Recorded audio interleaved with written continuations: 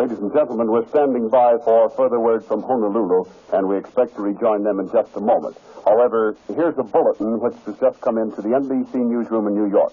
Nomura, the Japanese ambassador, and Kurusu, the special Japanese envoy, were at the State Department at the time of the White House's announcement of the attacks on Hawaii.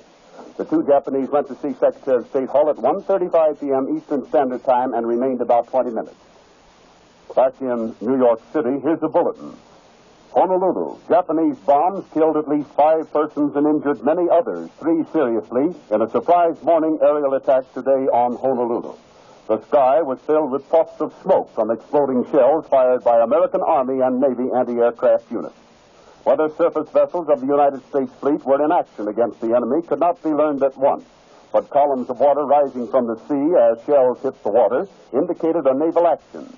Viewed from the hills back of Honolulu, where many city folk went to view the fight, columns of heavy black smoke went skyward from Pearl Harbor. Another bulletin, the Secretary of War has just announced that all military personnel on active duty is to appear Monday in uniform. Ladies and gentlemen, we regret the interruption in the service of National Vespers and the sermon of Dr. Harry Emerson Fosdick. We give you now music.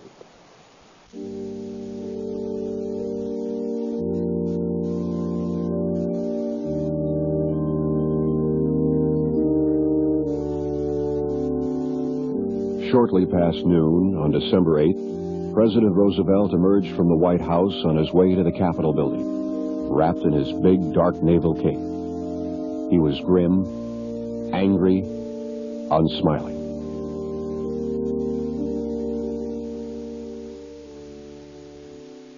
The Capitol of the United States, December 8, 1941.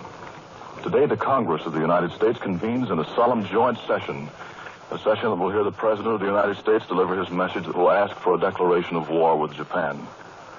The House chamber, always looking small and overcrowded, has today attained a dignity that overcomes even the gray girders that temporarily support the glass roof of the chamber. The galleries started filling early this morning and, of course, are now packed. To witness this historic occasion are most of the dignitaries and officials of the Capitol. At 12 o'clock, the Speaker of the House, Sam Rayburn, called the House to order after a brief prayer by the chaplain of the House, Dr.